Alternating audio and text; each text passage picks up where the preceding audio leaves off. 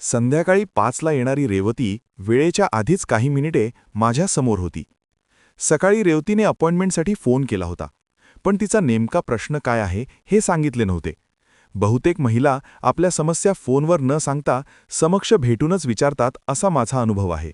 माझ्या नेहमीच्या वर्कफ्लोनुसार रेवतीची माझी नजरानजर झाली. नेमक्या त्या क्षणाची एक पत्रिका तयार केली, ती तुमच्या समोर आहे. अशा पत्रिकेला कन्सल्टेशन चार्ट म्हणतात. ह्या चार्टच्या अभ्यासातून आपल्याला जातक नेमक्या कोणत्या मनस्थितीत आहे, जातकाच्या आयुष्यात सध्या नेमके काय चालू आहे, नजीकच्या भूतकाळात जातकाच्या आयुष्यात काही घडामोडी झाल्या आहेत का, याचा थोडाफार अंदाज नक्कीच मिळतो. रेवतीला पाणी वगैरे प्यायला दिले, पंखा चालू केला. तीही क्षणभर विसावली. दरम्यान मी तिच्यासाठी तयार केलेल्या कन्सल्टेशन चार्टकडे लक्ष दिले. कन्सल्टेशन चार्ट कमालीचा बोलका होता. अगदी वरवर नजर फिरवताच रेवती नेमकी कशासाठी आली असावी याचा अंदाज करणे मला सहज शक्य झाले. लग्नावर तूळ रास आणि सप्तमावर मेष रास. शुक्र मंगळ जोडी पाहताच मी पहिला अंदाज केला की समस्या विवाहविषयक असावी. रेवतीच्या गळ्यात मंगळसूत्र दिसत होते, म्हणजे विवाह कधी हा नेहमीचा प्रश्न नसणार, तर वैवाहिक जीवनात समस्या असे काही असू शकेल. अर्थात लग्न सप्तमावर शुक्राच्या किंवा मंगळाच्या राशी दिसताच असा तर्क करू नका. असा तर्क करण्यामागे माझा हजारों पत्रिका अभ्यासण्याचा अनुभव आहे. तितका अनुभव आपल्यापाशी नसेल तर केवळ माझी कॉपी करू नका, तोंडघशी पडाल.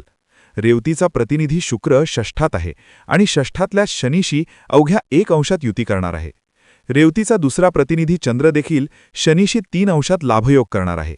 हे दोन्ही ग्रह पुढे जाऊन नेपच्यूनशी योग करणार आहेत. शुक्र लवकरच मेषेत प्रवेश करेल आणि नेपच्यूनशी युती करेल आणि पुढे लगेचच प्लुटोशी लाभयोग करेल. थोडक्यात शुक्राचा म्हणजे रेवतीचा सध्याचा काळ अत्यंत वादळी, अनपेक्षित घटनांचा, विस्फोटक आणि गंभीर समस्येचा दिसत आहे. रेवती एका मोठ्या गंभीर समस्येतून जात आहे. वैवाहिक जीवनातल्या समस्येबद्दल प्रश्न असेल तर रेवतीचा नवरा बघितला पाहिजे.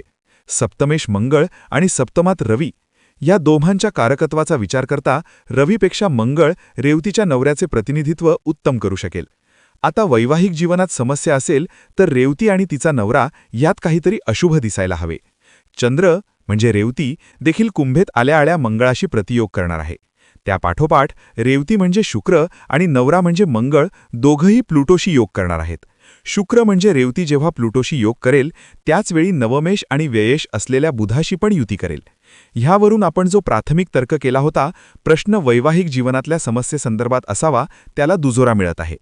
मग प्रश्न पडतो की नेमकी समस्या काय असू शकेल.